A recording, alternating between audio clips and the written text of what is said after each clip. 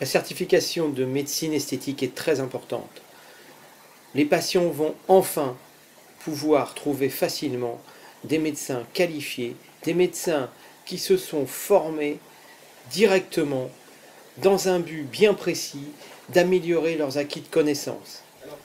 C'est une énorme avancée en médecine esthétique, puisque le médecin est d'accord pour se faire évaluer sur sa pratique et rendre des comptes aux patients comme aux certificateurs qui va l'évaluer.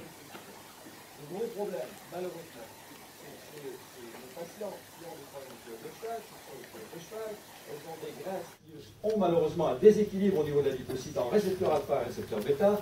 Il y a normalement sur cette adipocyte, il y a un récepteur alpha, un récepteur bêta. Dans les queues de cheval, il y a 3 à 4 récepteurs alpha pour un seul récepteur bêta. C'est pour ça qu'elles ne perdent pas la queue de cheval, et c'est pour ça que là, il faut que nous intervenions de la liposuction à tous nos actes techniques classiques que nous pratiquons en médecine esthétique, mais aux dissolutions. Les adipocytes, ils constituent bien entendu le tissu adipeux blanc, on va aller rapidement là-dessus, la fonction mécanique et de réserve.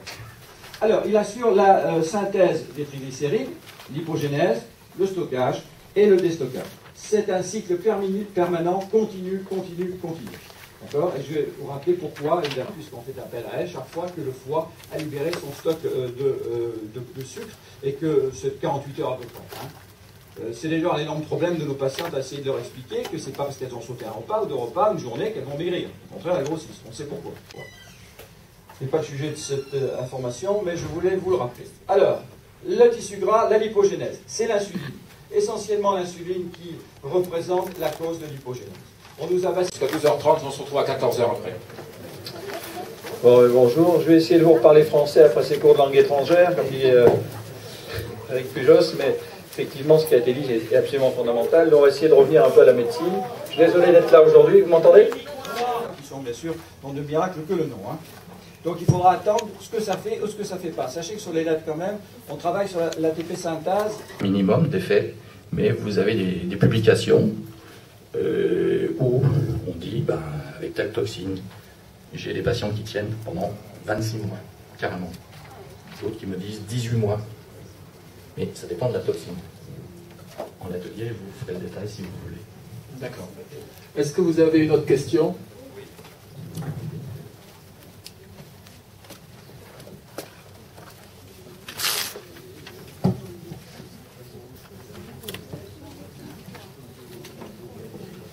Oui, je voudrais poser 2 questions.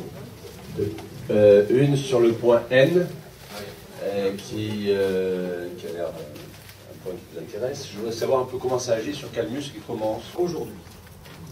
La lipolyse, je vous rappelle ce que c'est la dégradation des triglycérides en acétylglycérol. La cellule graisseuse reste absolument intacte, ce qui fait que malheureusement, comme les mêmes causes pourraient toujours les mêmes effets dans les circonstances, eh bien évidemment, en fonction des comportements alimentaires et hormonaux, eh bien il y a un retour d'une augmentation des volumes de l'adipocyte. L'adipocytolyse est la destruction des cellules adipocytaires. Si l'on veut obtenir un effet important et durable, il faut obtenir cet effet-là. Parce que bon, on sait qu'elles existent, elles sont plutôt paramédicales, on ira assez vite là-dessus. Les lasers externes ne sont pas cités, puisque les lasers externes de lipolyse ont disparu. Il y avait l'hélium néon à 632 nanomètres il y a 25 ans, ça ne faisait pas grand-chose, c'est pour ça que ça a disparu. Et aujourd'hui, c'est remplacé par des LED, technologie dont vous entendrez énormément parler dans l'avenir, dont je ne parle pas aujourd'hui.